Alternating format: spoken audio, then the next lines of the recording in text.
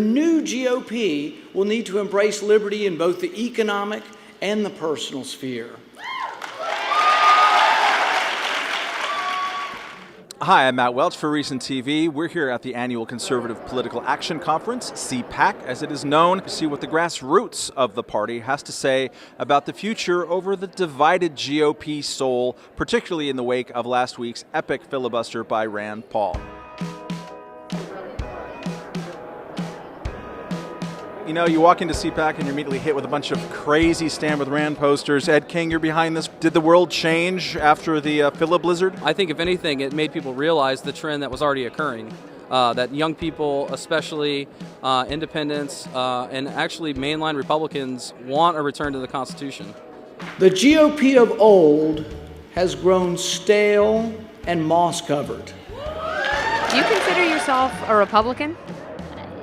To date, it seems like most of the push for liberty is within the Republican Party, but I wouldn't consider myself a party loyalist. Actually seeing all these people walking around who would normally, the older crowds, you wouldn't really expect them so much to support Ron Paul. And in the past, unfortunately, although he did have older supporters, it tended to be more of a young crowd. Well, now it seems like everybody supports Rand Paul. And I ask everyone who values liberty to stand with me.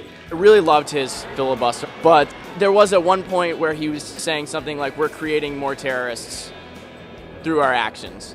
And anytime anybody starts blaming America, it gives me pause. 2.5 years ago, there were a lot of defense hawks saying that Rand Paul isn't one of us when it comes to foreign policy. What's your view on that?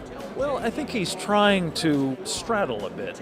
To the extent it's a charade and conceals what is really more or less, sort of an isolationist view, that would mean it isn't going to work out, I think. But I'm hopeful that he means it and that there's an opportunity to, work with people like him. I like Rand Paul a lot, and it's nice to see people having a different view on foreign policy and within the Republican Party, which has been so neoconservative for so many years. I think that there's going to be a change. I do. Are conservatives reacting differently now? Has there been a shift in the way they respond to law enforcement against prohibition? Oh, yeah.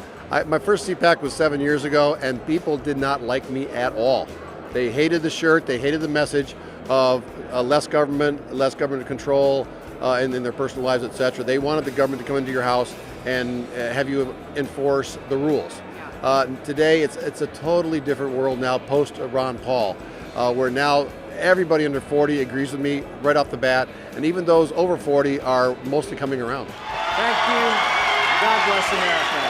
Thank you.